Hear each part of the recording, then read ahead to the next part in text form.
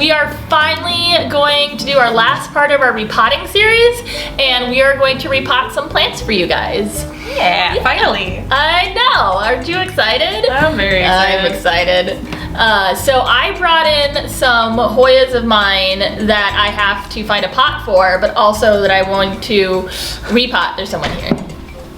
Yeah. No, sorry, 7. So I also ended up bringing in a couple of my Hoya. I want to find, I want to combine 2 of the same kind of Hoya into one pot and make one bigger Hoya, because why not? And the other one is in not even a real pot, it's a plastic cup, and the water absorption isn't really that great, and I want to give it a proper pot. So I brought those in, so I'm going to walk around the shop trying to find an appropriate pot, and I figured this would be a good opportunity to show you what I look for when I'm gonna do something like that. Yeah.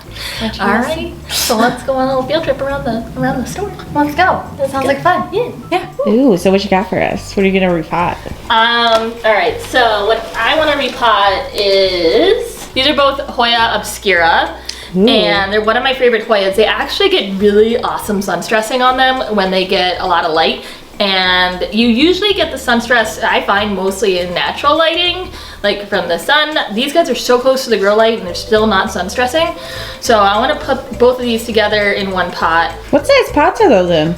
Oh, this is what the size pot your Hoyas should be in, guys.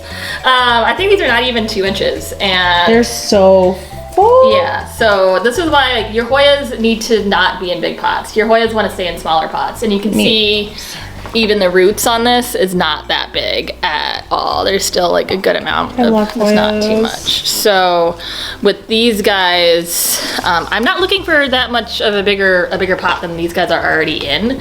It's just a matter of combining them into one pot. So why don't we see? I have some that I have in mind for these. Like, I love Scott's pot, but this is way too big for these Hoyas, so I definitely don't want to go with that. And I kind of want one probably around this size for both of these. Yeah. Yeah, that's kind of what I was going for. You can break up the roots a little bit and fit them together. This one would be good for one of them. Maybe this Scott pot. Oh yeah, that's a little That would look smaller. cute. That would look cute. Something like that.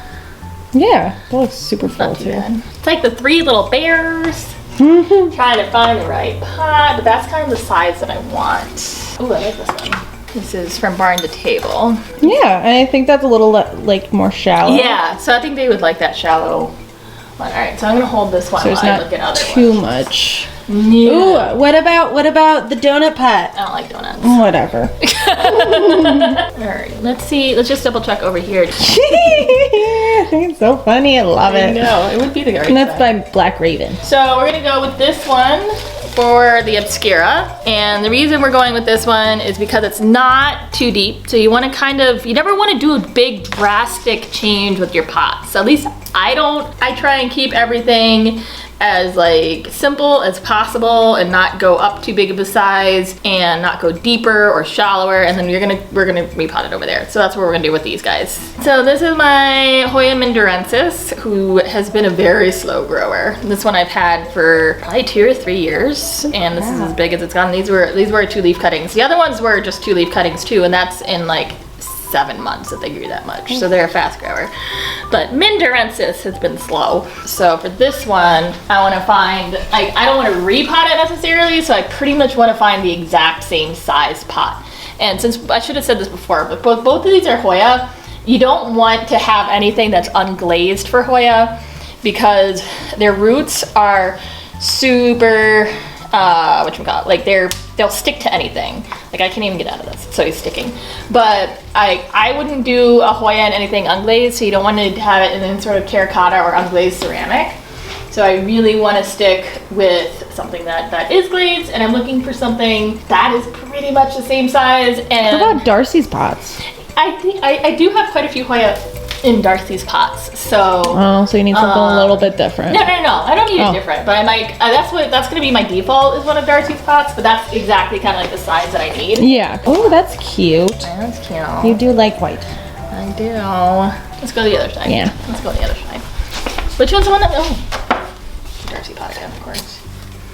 I kind of like the color with that. Yeah, I kind of do too. That's really nice. That might have to be that one. That's nice. Yeah. I like the turquoise tealish. I do, and I think it picks up the color in the leaves quite nicely as well. Yeah. All right, so now let's go pot up plants. Yay! Yay! All right, so for potting up these Hoyas, it's super simple, and it's super easy. So I'm gonna start with the Mindorensis first, just because there's not gonna be that much going on here.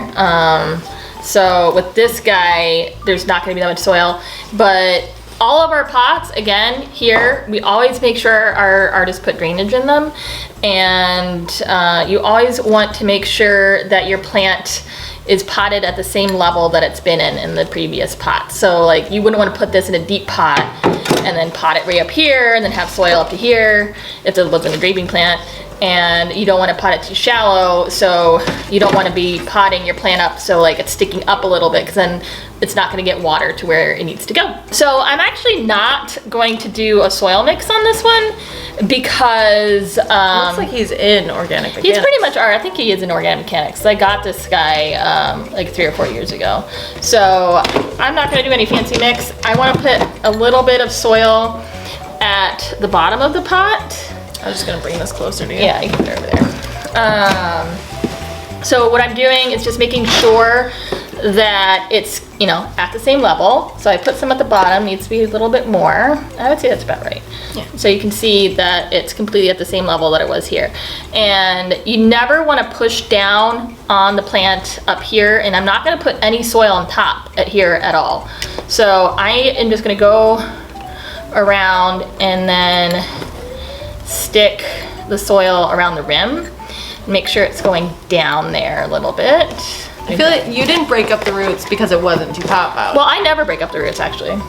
I never, I feel, I will break up on the roots for plants that I plant outside, but for potting indoor plants, I never break up the roots. Not even just a little bit. No. To like, I don't like to. Big dude, you didn't like. Nope. Just a little bit.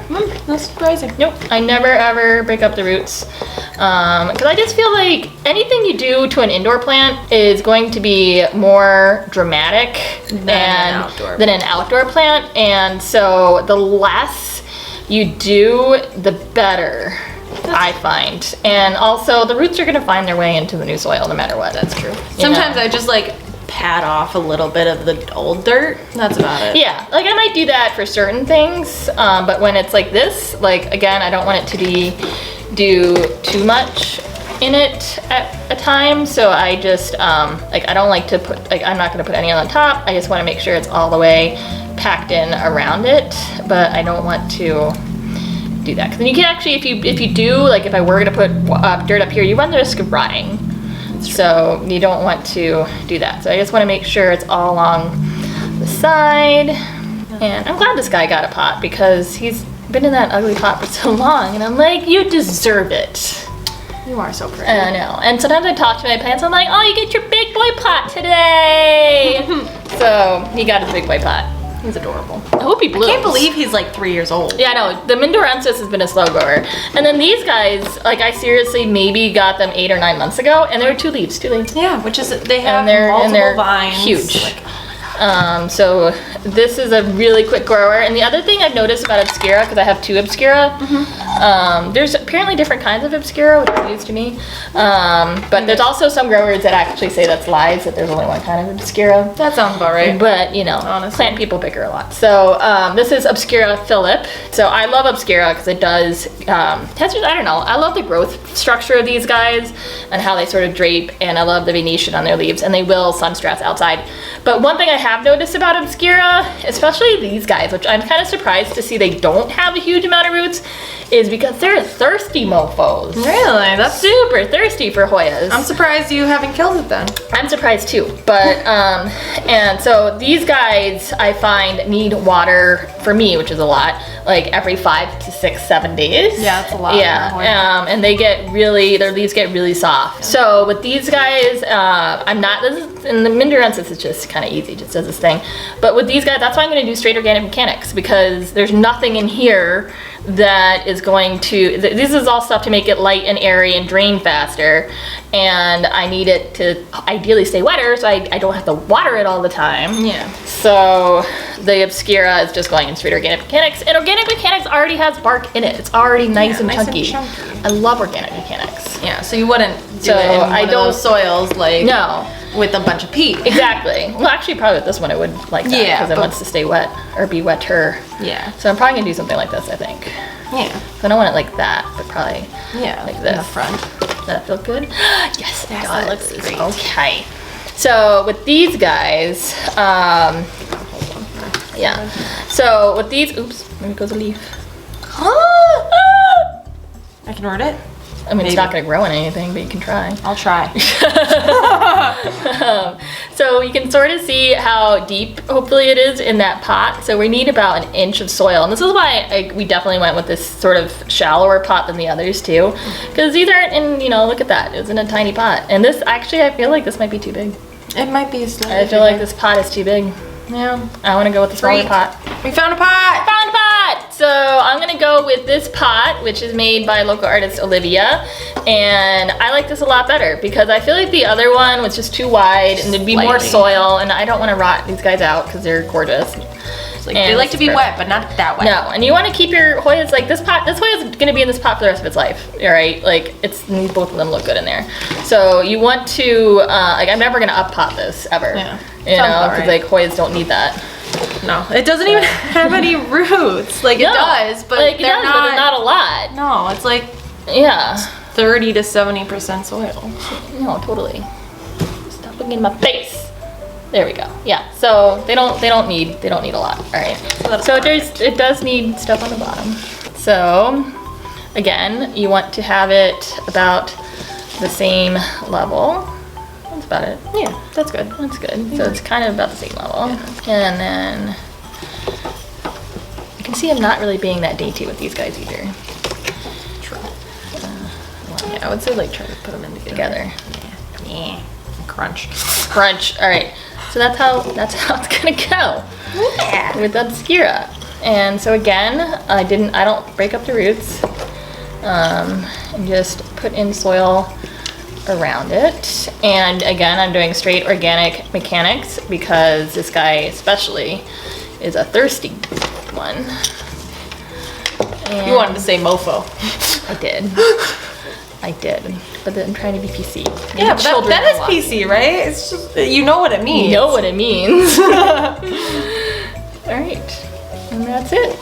And that's it. So that's how I pot up these guys, and then I'm gonna take them back, put them in the tent, and then hopefully I'll have to water this one less because I don't have time to water things all the time. So that's how you repot a plant. And if you have any questions, please reach out to us at any time. We are more than happy to help you. That's what this potting station is for. If you don't want to do it yourself, if you have questions or concerns or whatever, please come bring your plant in. We are more than happy to help you repot anything and everything. And we're always willing and ready and happy to answer all of your questions via Instagram and Facebook.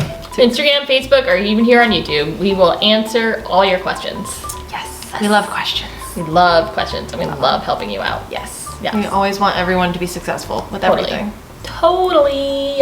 Awesome. If you like this video, Please subscribe and like and all of the good stuff. all that stuff, and yeah, thanks. Thank you. Bye. Bye.